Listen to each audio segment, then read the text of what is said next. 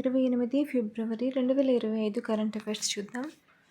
DRDO ఇటీవల పరీక్షించిన భారతదేశం యొక్క మొట్టమొదటి స్వదేశీ పరిజ్ఞానంతో అభివృద్ధి చేయబడిన వైమానిక ప్రయోగ యాంటీషిప్ క్షిపణి వ్యవస్థ పేరు ఏమిటి?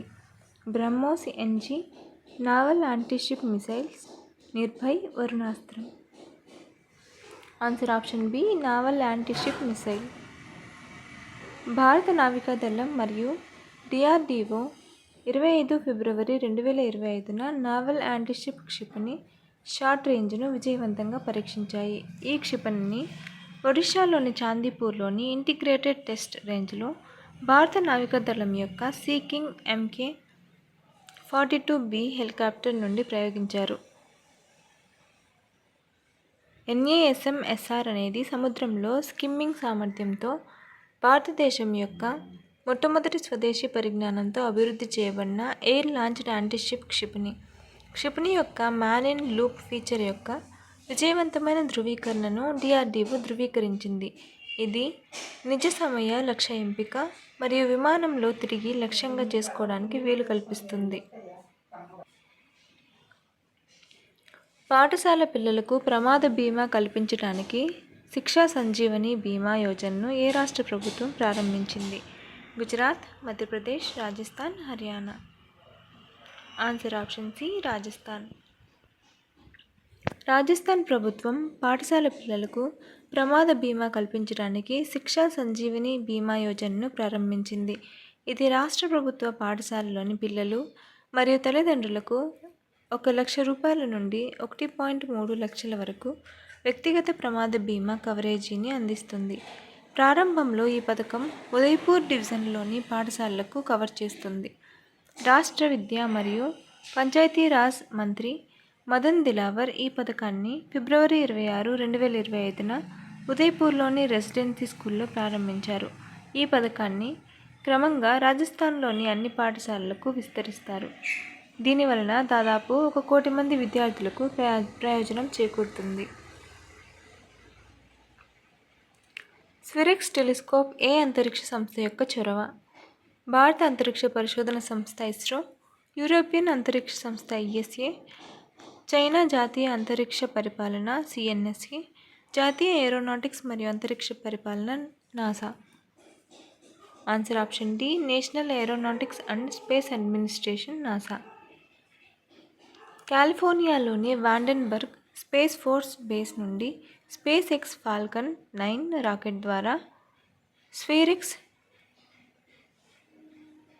టెలిస్కోప్ను ప్రయోగించాలని నాసా యోచిస్తోంది.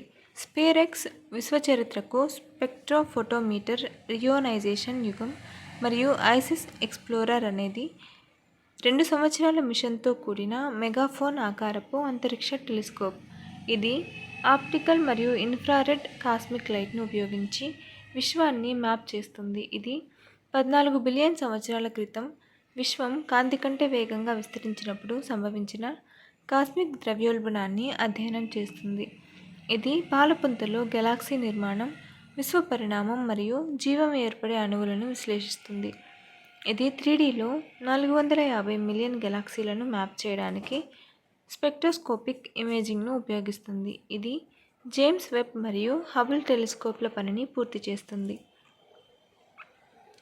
చోళనాయకన్ తెగ ప్రధానంగా ఏ రాష్ట్రంలో కనిపిస్తుంది? Kerala, Tamil Nadu, Karnataka, Maharashtra. Answer option A, Kerala.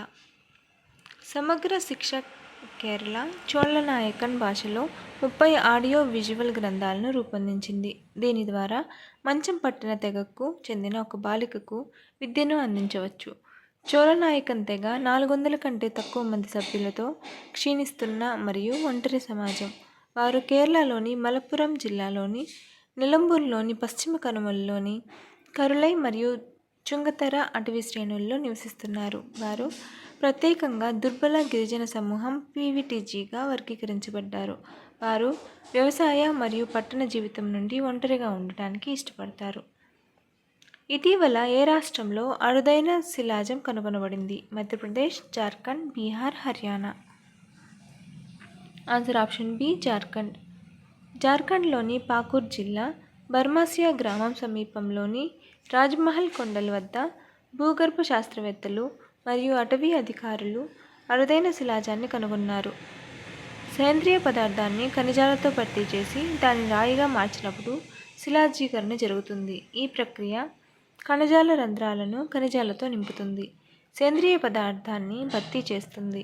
అసలు నిర్మాణాన్ని చెక్కుచెదరకుండా ఉంచుతుంది. ఇది చాలా కాలం పాటు కఠినమైన మరియు మృదువైన కణజాలాలను సంరక్షించగలదు.